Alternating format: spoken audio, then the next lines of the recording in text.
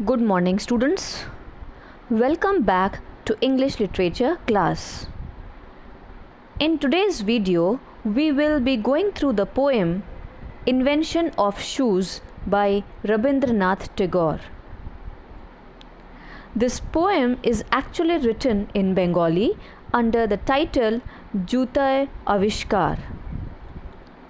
So before we go ahead with the poem, let's have a few words about the poet. Our last topic, My Home Environment from My Reminiscences, was also written by Rabindranath Tagore. He started writing at an early age of 8. He won the Nobel Prize for Literature in the year 1931. This prize was for his book, The Collection of Poetry Gitanjali, which is worldwide famous. Coming back to the poem, as I already told you, this poem was originally written in Bengali named Jutay Avishkar. This poem has been translated in English. This poem is actually written for children. It is a funny poem. But the reason it has been included in the syllabus is that it has deep meaning behind it. It shows the real nature of human. As we go on, you will see that the king who was supposed to protect his people and land became selfish for the only reason that the soil tarnishes, which means discolors, his feet whenever he keep his bare feet on the land.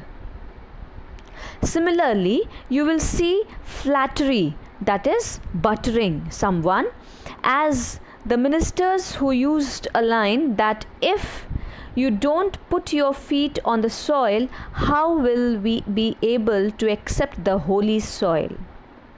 Actually, he flatters the king because the king has told him that if he does not come up with a solution within next 3 days, then all the ministers will be punished and killed. So these were the few human traits which you will come across the poem. Now coming to the summary of the poem. Once upon a time, King Hobu summoned his minister and said, Gobu, why should the soil dirty my royal feet whenever I step on the ground? You must put an end to this at once, or else face my royal wrath. Gobu wondered and worried. He pondered.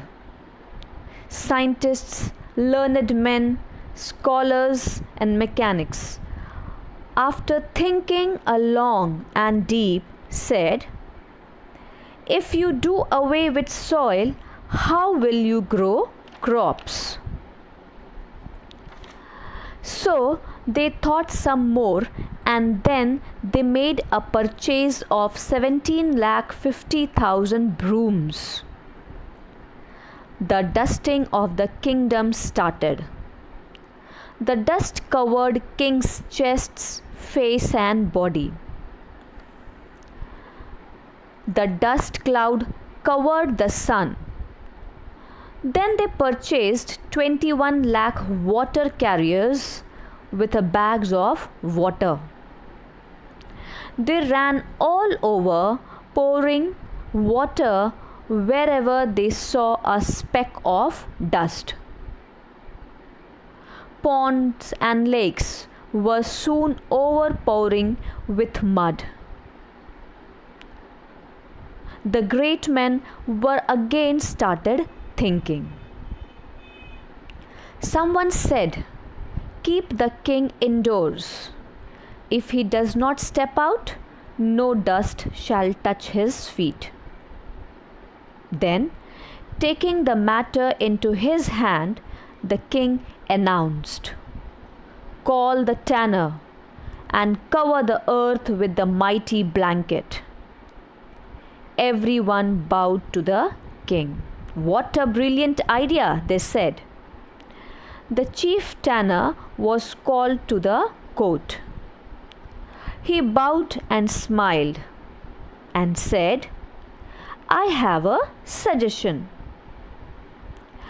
Instead of covering the land, cover your royal feet, so that you don't have to cover the whole earth." But the king called him a fool. Before the king could decide to throw him to the jail, the tanner, who was sitting down, was busy measuring, cutting, and stitching a neat pair of shoes. And after completing, he presented them to the royal highness. The king wore it and felt neat and clean. Thus, the shoes saved the royal feet of Hobu and the earth. So students, this was the summary of the poem. In the next video, we will deal the poem in detail. Till then, stay tuned. Thank you.